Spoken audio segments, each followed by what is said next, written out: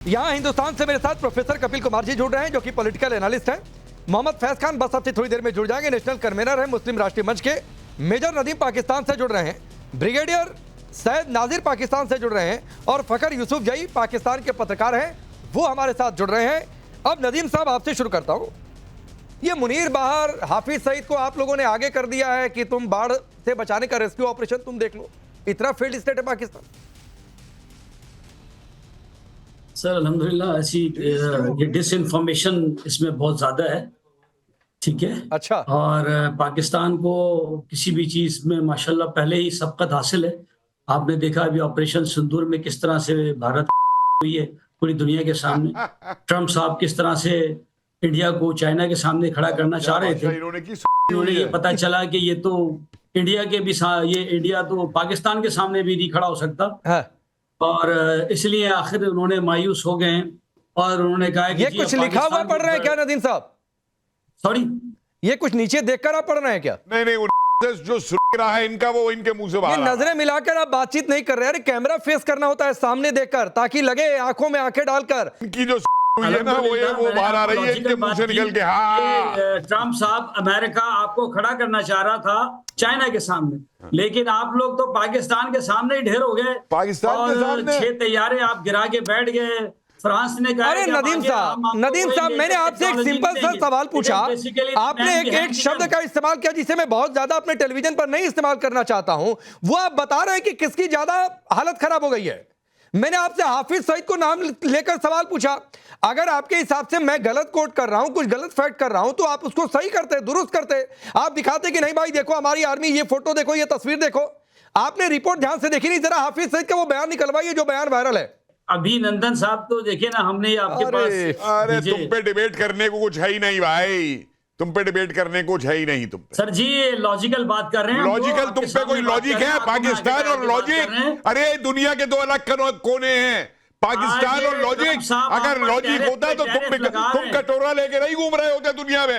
अगर लॉजिक होता तो कटोरा लेके नहीं घूम रहे होते दुनिया में। और तुम्हारी मंत्री मरियम गई 16 करोड़ जापान में खर्च करके आई और कटोरा फिर भी खा लिया। नदीम साहब एक लॉजिक तुम्हारा। नदीम साहब अभी पीसीआर ने बताया है। नदीम साहब लॉजिक आपका। नदीम साहब जरा एक हाफिज सईद का बयान सुनिए।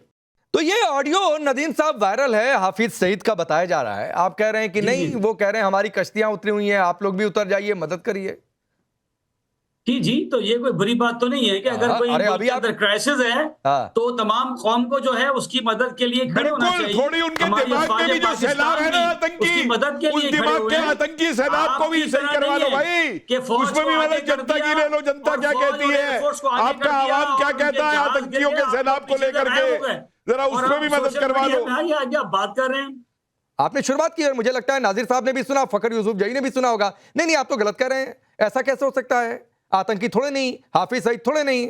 अभी जब मैंने हाफिज सईद का एक ऑडियो वायरल सुनवा दिया आपको, तो आप ये भी नहीं कह पा रहे हैं नहीं साहब हाफिज सईद का होगा पता नहीं सही है गलत है, आप ये भी नहीं कह पा रहे हैं। अब आप कह रहे हैं गलती क्या है हाफिज सईद अगर कर रहा है तो? ये होता है सुलगना, ये होता है सुलगना मेजर नदीम। ये जो क्लिप है ये फेक है। हाँ, अब मेरे कहने पर ना आप पिक्चर दिखा रहे हैं दरिया की। अरे आप जो बोल रहे हैं क्या वो फेक नहीं है? आपका चेहरा सही है या ये भी फेक लगा रखा है? कोई आर्टिफिशियल इंटेलिजेंस आई ने लगा करके भेज दी है आपके मुंह पे बोलने के लिए? ये पुरानी क्लिप आपने लगा दी है सर। अरे भाई फिर वही बात है मेजर नदीम, मैं आप बहुत फंस गए भाई। फखर यूसुफजई, या तो मेजर नदीम पहले ये तय कर लें कि ये क्लिप फेक है, तो पहले फेक बता दिए होते, मेरे कहने पर कह रहे फेक है, फिर तुरंत कह रहे नहीं ये तो बहुत पुरानी आपने सुना दी।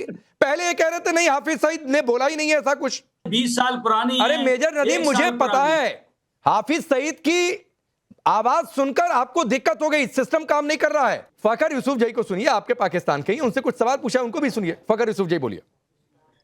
अच्छा, सबसे पहले तो thank you very much and good evening to everyone.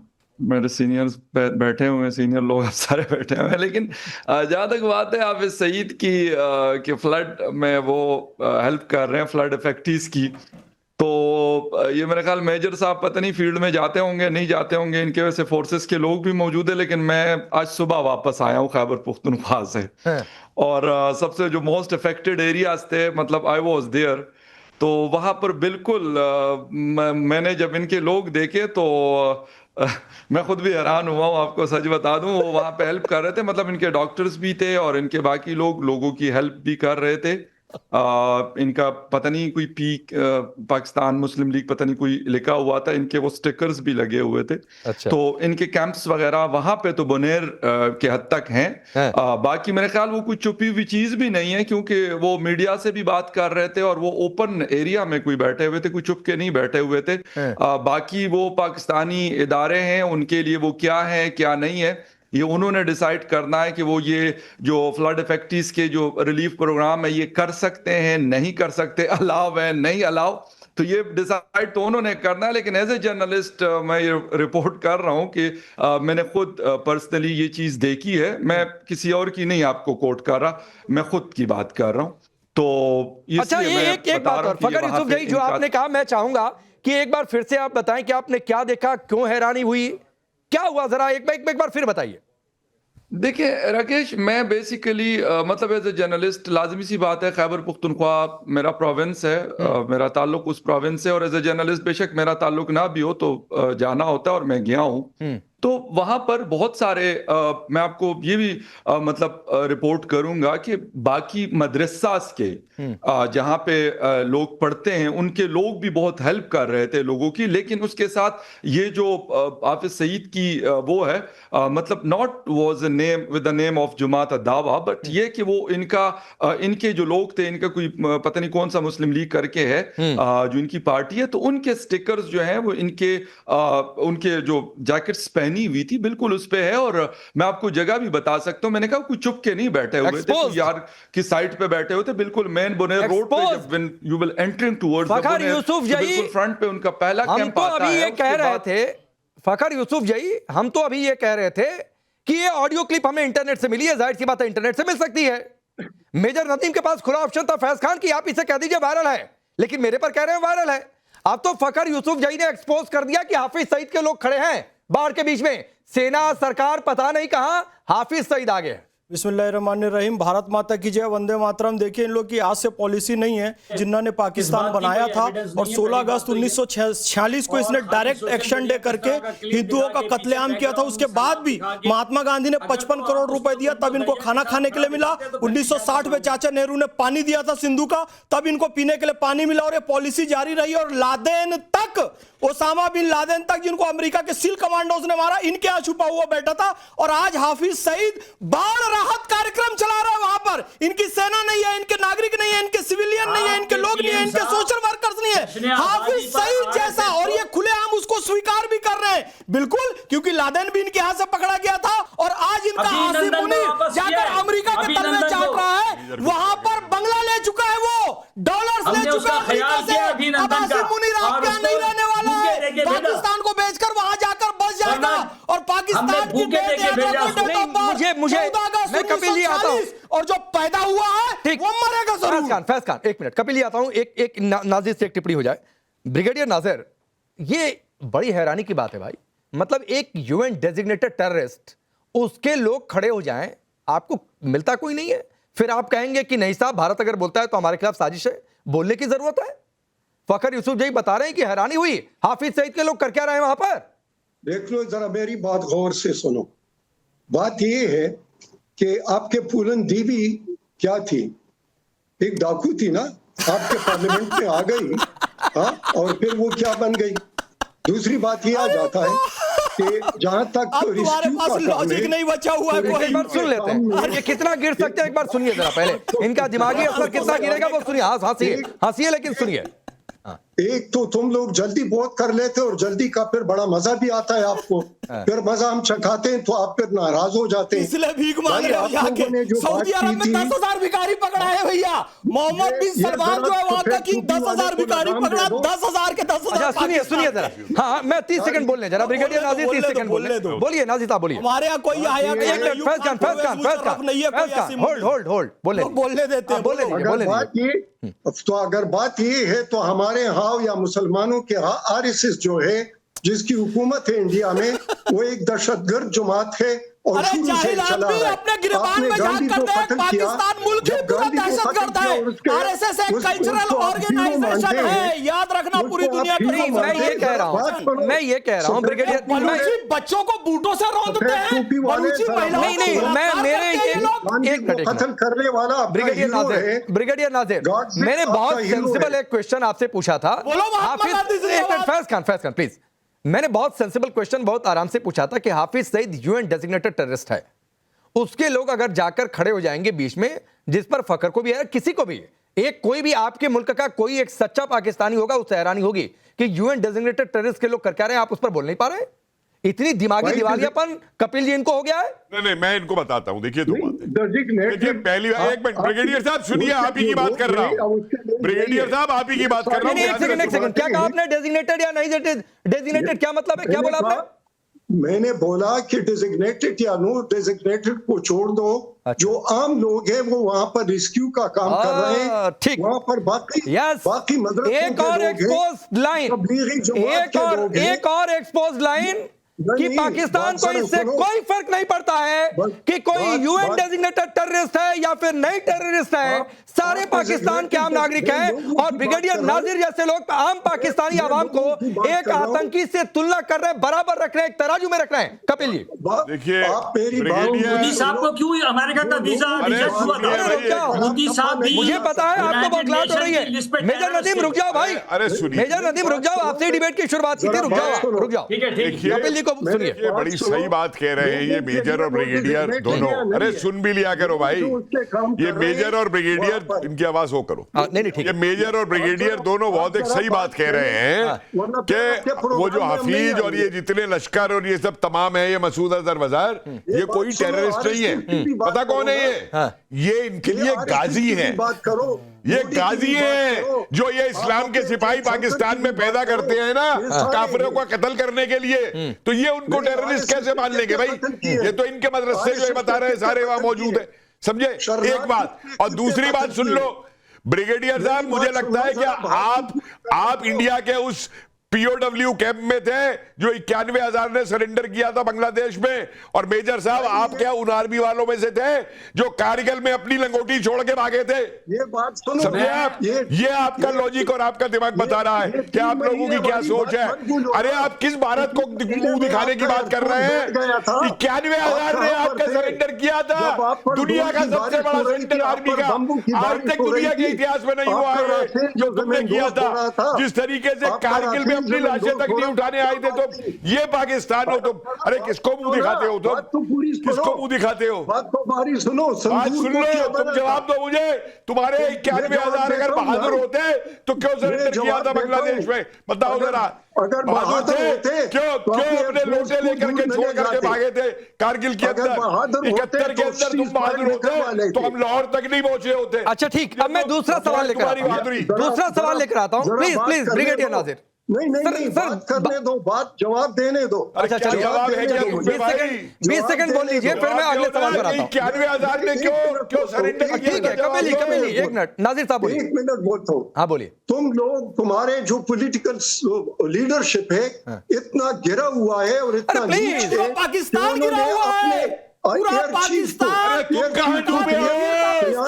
किस गर्द में डूबे हो? ठीक, मैं आगे बढ़ता हूं, मैं आगे बढ़ता हूं, मैं आगे बढ़ता हूं, प्लीज। दुनिया में रह रहे हो होल्ड, ब्रिगेडियर नाजिर होल्ड, चपटी ब्रिगेडियर नाजिर होल्ड, दिमाग में भारत चर्चा कर लिया है। की ब्रिगेडियर नाजिर होल्ड, सुनिए एक बात मैं आपको बता देता हूं। Brigadier Nazir please radio commentary, please शांत होइए, फैज खान शांत होइए,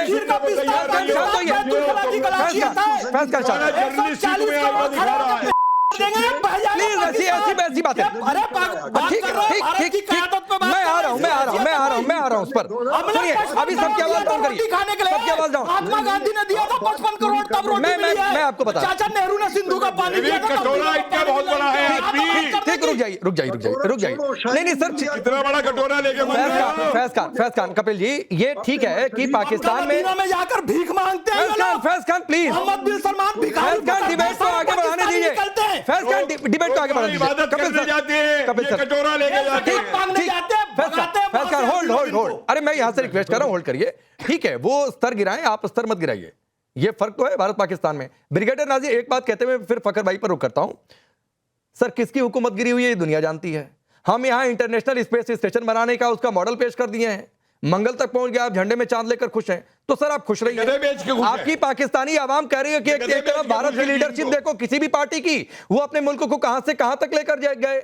आप जो कपिल जी कह रहे हैं गधे बेचकर खुश है तो खुश रहिए सर, गधे बेचने को या दुनिया की सबसे बड़ी हुकूमत मानते हो तो मानते रहिए सर। अरे फखर भाई इन्होंने गधों की फार्मिंग शुरू कर दी है, यूसुफ भाई सब अब गधे पैदा कर रहे हैं, अभी रुक जाइए, गधों की फार्मिंग शुरू कर दी है, रुकिए, हाँ ठीक है, उनको करने दीजिए सर, गधे की फार्मिंग करने दीजिए। फखर यूसुफ भाई सेकंड क्वेश्चन है, और क्वेश्चन ये है कि हुकूमत की तो बात नहीं करूंगा, लेकिन क्या आपको लगता नहीं कि पाकिस्तान अपना मजाक खुद उड़वा रहा है? कल तो यहां से राजनाथ सिंह ने भी कह दिया, जो वर्ल्ड के डेलीगेशन थे उनके सामने, कि पाकिस्तान खुद कह रहा है कि बजरी वाला ट्रक है।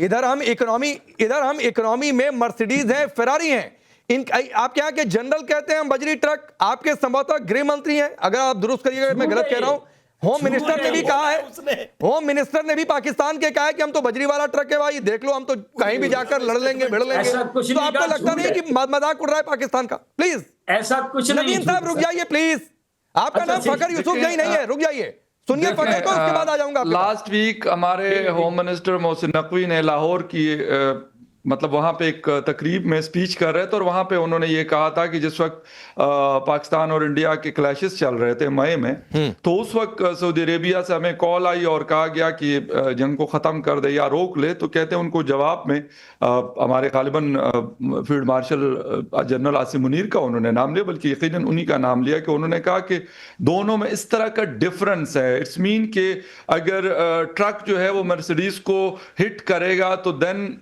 नुकसान जो है वो मर्सिडीज का होगा, ना कि ट्रक का उस तरीके से हो सकता। मतलब वो ये एग्जांपल शायद किसी और उसमें दे रहे थे, लेकिन मैं इस पे एग्री नहीं हूं इस एग्जांपल से। देखें मतलब बजरी वाला ट्रक, कचरे वाला ट्रक, ये मतलब क्यों पाकिस्तान को कहा जाए, बजाय इसके कि आप कोई और एग्जांपल दे दें, उस तरीके से भी आप ये कह सकते हैं कि भाई। अच्छा नहीं, मैं कह रहा हूं फखर यूसुफ जही एक बात बताइए, ये पाकिस्तान में बजरी वाले ट्रक को बहुत सम्मान से देखा जाता है क्या? दुनिया की मतलब सबसे बड़ी गाड़ी मर्सिडीज से भी बेहतर है बजरी वाला ट्रक? देखें वो मतलब ये अपनी यानी ताकत को साबित करने के लिए, लेकिन मेरे ख्याल से अगर कोई कहता है कि मैं बड़ा पावरफुल हूं तो उसके लिए कुछ और भी एग्जांपल्स हो सकती हैं। बिल्कुल आपने इकोनॉमी की बात की, I am agree with that, economy अच्छी होनी चाहिए। जहां पे 4 ट्रिलियन की इकोनॉमी है वहां पे 200-250 बिलियन डॉलर की इकोनॉमी है, तो ये अगर इस पे हम थोड़ा सा वर्क करें और इस पे बात करें तो ये ज्यादा मेरे ख्याल में बेहतर मिसाल हो सकती है कि हाँ हमारी इकोनॉमी जो है क्यों 200-250 या 300 बिलियन डॉलर पे रुकी हुई है, क्या वजह है?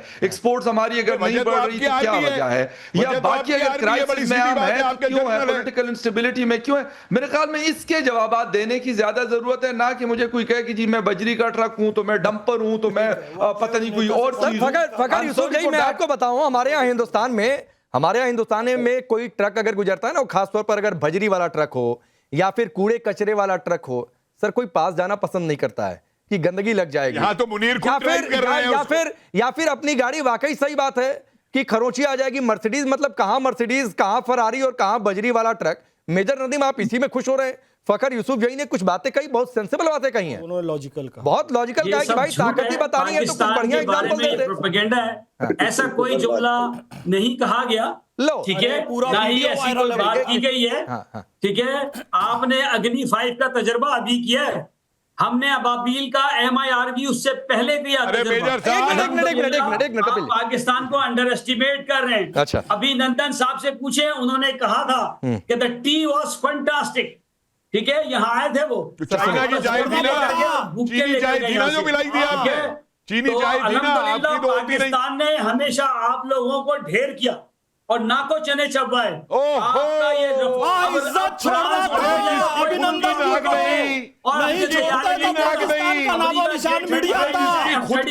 एक मिनट में एक बात कहता हूं, एक मिनट सभी साइलेंट।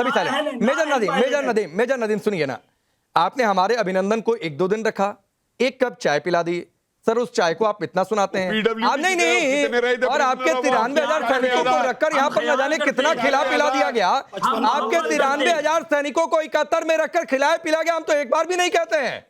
यही फर्क होता है एक बजरी वाले ट्रक में और एक मर्सिडीज और फरारी में, कि आप 1 कप चाय पिलाएंगे तो सुनाएंगे, हम खाना खिलाएंगे, बिरयानी खिलाएंगे तो भी नहीं सुनाएंगे, भिखारी को दान में दिया, जाओ खाओ बिरयानी, मजे लो बिरयानी के। राकेश जी ये भूल गए हैं कि इनके पेटेंट टैंक को भी हमने बजरीवाला बना दिया अब था। एक सवाल है, इनके पेटेंट टैंक को भी बजरीवाला बना दिया था, भूल गए।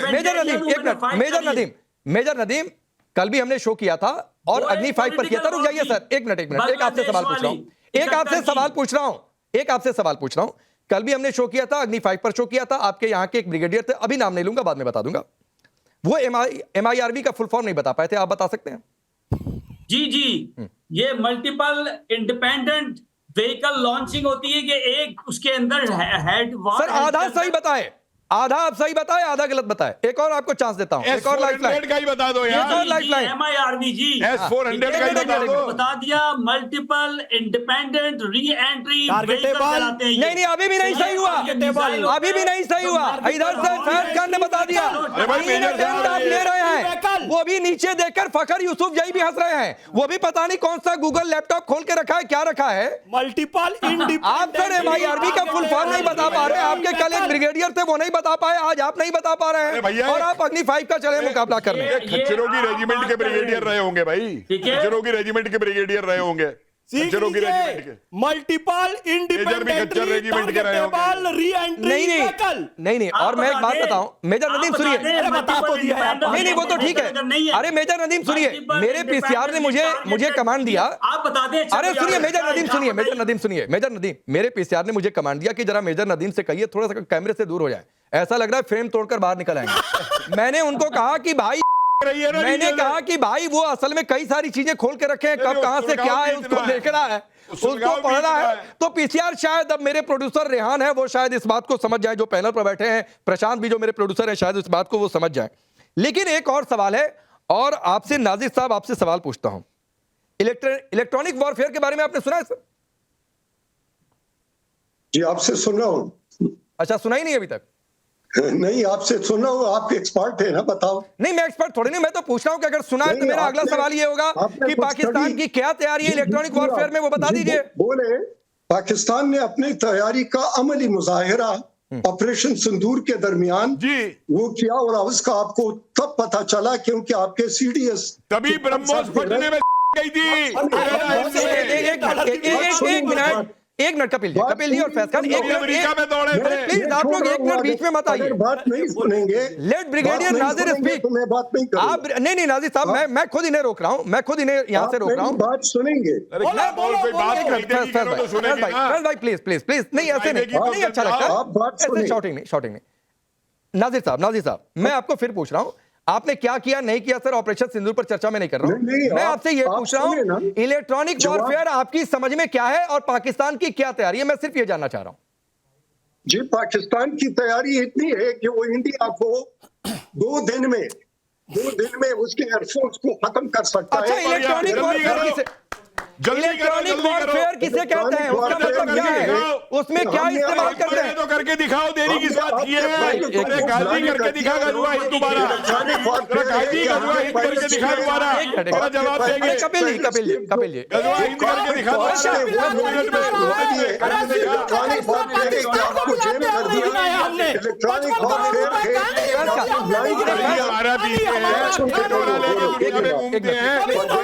अरे प्लीज एक मिनट कपिल जी, मैं जरा जानूं तो कि इलेक्ट्रॉनिक वॉरफेयर का मतलब भी ब्रिगेडियर नाजिर समझ पा रहे हैं कि नहीं समझ पा रहे हैं? आप मुझे इलेक्ट्रॉनिक वॉरफेयर की परिभाषा ही बता दीजिए सर, इलेक्ट्रॉनिक वॉरफेयर में क्या होता है? अगर हम इलेक्ट्रॉनिक वॉरफेयर में कैपेबल हैं, इसका मतलब हमारे पास क्या ताकत है? अरे इन पे इलेक्ट्रॉनिक की इंडस्ट्री हो तो इन्हें मालूम होगा ना कि इलेक्ट्रॉनिक वॉरफेयर क्या है। नहीं, एक बार समझू तो मैं ब्रिगेडियर नाजिर से। ये तो चीन से उधारी पे लाते हैं इलेक्ट्रॉनिक वाले भी। अरे कहां गए ब्रिगेडियर नाजिर? गायब हो गए, बुरा मान गए। अच्छा, ये गायब ही हो गए। अच्छा, गायब हो जाए तो जरा देखकर आइएगा। इलेक्ट्रॉनिक हो गए, पता करने गए हैं। फखर यूसुफ जई आप हंस रहे थे भाई, मैं कल पाकिस्तान के एक ब्रिगेडियर थे और आज भी ऐसी हालत हो गई कि देखिए 3 अटेम्प्ट लिया इन्होंने MIRV का फुल फॉर्म बताने में। अब MIRV का 2017 में कौन सा टेस्ट किया था वो भगवान मालिक है, आपके यहाँ अल्लाह मालिक है, मैं उसमें क्या ही टिप्पणी करूं। इधर मैंने पूछा कि भाई इलेक्ट्रॉनिक वॉरफेयर का क्या मतलब है, आप यही बता दीजिए, पाकिस्तान की क्या तैयारी है। वो आए बाएं साएं इधर उधर हमारी भाषा में यही करने लगे।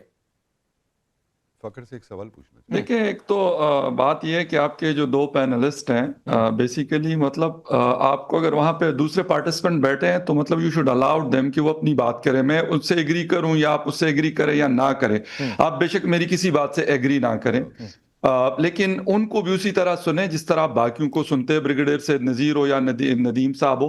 मैं बिल्कुल उनकी किसी बात से हो सकता है मैं 1% भी एग्री ना करूं, बट अगर वो यहाँ पे पैनल में है तो हम उसको सुनना चाहिए। जहां तक वॉरफेयर की बात है तो रिसेंटली वाकई उसका टेस्ट था पाकिस्तान और इंडिया के दरमियान। अभी रिसेंटली आप लोगों का ऑपरेशन सिंदूर था, हमारे यहाँ हमारे के हक का नाम उन्होंने दिया है फौज ने। तो उसके अंदर वो यही कह रहे हैं कि भाई आपका जो एक तो मिसाइल टेक्नोलॉजीज का इस्तेमाल, दूसरा आपका जिस तरह S-400 सिस्टम है उसको कैसे मतलब जैम किया जा सकता है, क्योंकि उसके ऊपर से आप उड़ के नहीं जा सकते। वहां से आपको आपका जहाज अगर जाएगा तो मिसाइल उसको लग जाएगा। इसके साथ साथ आपकी दूसरी चीजें हैं जिसको आपके रडार सिस्टम को, आपके कम्युनिकेशन सिस्टम को, इसके ऊपर क्योंकि यूएस भी इस पे काम कर रहा है, चाइना भी इस पे काम कर रहा है, यकीनन इंडिया ने भी बहुत काम किया होगा और कर भी रहा होगा। पाकिस्तान एयरफोर्स स्पेशली इसके ऊपर बहुत ज्यादा वर्क कर रहा है और उसमें चाइना का हाथ बहुत है। चाइना ने बिल्कुल वो किया है। अब टर्की इसमें कुछ पाकिस्तान की हेल्प कर रहा है। तो इस तरह की चीजें लाजमी सी बात है, नई टेक्नोलॉजीज आती है। नहीं, सही बात है फखर भाई। मैं आपसे 100% मैं एक बात कह दूं, मैंने यहां से तो नाजिर साहब को सुनने के लिए अपने दोनों मेहमानों को भी यहां से मैंने रोका कि उन्हें बोलने दिया जाए। मैं आ रहा हूं, कपिल जी 30 सेकंड दीजिए। लेकिन आप ये सोचिए कि जिस इलेक्ट्रॉनिक वॉरफेयर को आपने आसान भाषा में बता दिया, आपके जो आर्मी के एक्सपर्ट हैं वो नहीं बता पा रहे हैं। यही तो मैं कह रहा हूं कि आपके यहाँ पत्रकारों को ज्यादा जानकारी है भाई।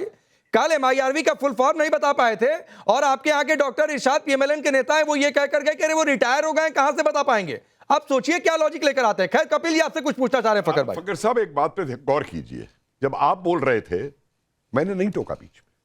क्यों? क्योंकि आप जो है एक सेंसिबल बात कर रहे थे, एग्री, आप अपना एक एनालिसिस दे रहे थे, मैंने नहीं टोका आपको।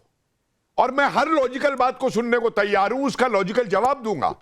लेकिन इनसे बात करो, इन्हें तो शुरुआत ही की गई, कैसे शब्द इन्होंने इस्तेमाल किए, और उसके बाद में सिंदूर वो सब बोलते हैं। ये मेरा आपसे एक प्रश्न है, कल मैंने ये आपके एक और पत्रकार से भी पूछा था कि देखिए जब भी कोई ऐसी स्थिति देशों के बीच में आती है तो हर देश वाले अपना इतिहास देखते हैं, वर्तमान स्थिति देखते हैं, स्ट्रेटजी बनाते हैं, फाइनेंस करते हैं, अपने इंटेलेक्चुअल से बात करते हैं, उसके बाद में एक स्ट्रेटजीज बनाई जाती है, चाहे वो जियो पॉलिटिक्स हो, चाहे वो इंटरनेशनल डिप्लोमेसी हो या कुछ हो। मैं ये देख रहा हूं कि आपके पाकिस्तान के अंदर आप लोग बहुत माहिर हैं जियो पॉलिटिक्स को समझने में, स्ट्रेटजी की बात को करने में, लेकिन आपके जो लोग वहां पे बैठे हुए हैं प्लानिंग और निर्णय करने वाले, ये सिर्फ उनके कहने पे चलते हैं। अच्छा, एक जो मौलवी ने कह दिया, जो टेररिस्ट ने कह दिया, वो कह दिया, या जो कोई विदेशी ताकत उनसे करवाना चाहती। आज एक मिनट, एक लास्ट क्वेश्चन। आज मुनीर गए हैं अमेरिका, क्या आप ये भूल जाएंगे कि ये वही अमेरिका है जिसने आपसे तालिबान बनवा के उसको ट्रेन किया था, और आज आपके ऊपर तालिबान कैसे? ठीक है, मैं एक रिप्लाई लेता हूं। और इतना ही नहीं है, हालात चाहते हैं पाकिस्तान का, फिर इमरान खान, ख्वाजा आसिफ, ये सभी स्वीकार कर चुके हैं कि yes we did a dirty job for America. ये ऑन रिकॉर्ड है। अब डर्टीएस्ट करने पहुंच गए। फकर रिप्लाई करें, समय कम है। आपसे मजा आ रहा है बात करने में फकर साहब। कपिल जी सुनिए, जवाब सुनिए, बोलिए फकर भाई। मैं देखिए, मैं आपको बताता हूं, बिल्कुल ये चीजें हुई। बिल्कुल ख्वाजा आसिफ साहब ने ये इंटरव्यू पाकिस्तानी नहीं, एक बाहर के चैनल को इंटरव्यू में उन्होंने ये बात कही थी। बट ये है कि क्या हम ये स्ट्रेटजी चेंज करेंगे, हम क्या फ्यूचर का सोच रहे हैं, ये सबसे इंपॉर्टेंट बात है। मैंने कहा कि अगर आज से 30 साल पहले हमने कोई गलती की तो आज 30 साल बाद हमें उसको बेहतर करने की जरूरत है। अच्छा ठीक, समय नहीं है फकर भाई। एक लाइन का सवाल एक लाइन में जवाब दीजिएगा। आपको लगता है कि पाकिस्तान सीख रहा है, हाँ या ना? I don't know, I don't think so, नहीं सीख रहा, नहीं सीख रहा है। यस, और यही दिक्कत है, यही बात है। मेजर नदीम और ब्रिगेडियर नाजिर चले गए और यही बात है कि पाकिस्तान का कुछ नहीं हो सकता है। सर आप अपना विनाश खुद करेंगे, ये लिखकर रखिए, मैं आपको लिखकर दे रहा हूं। पाकिस्तान अपना विनाश खुद करेगा और खुद गड्ढे में ले डूबेगा, अपने साथ अपने मुल्क को भी। ये लिखकर रखिए, और उसमें नुकसान होगा फकर यूसुफ जैसे लोगों का, इनके जैसे पाकिस्तानियों का। आप सबका बहुत बहुत अल्हम्दुलिल्लाह।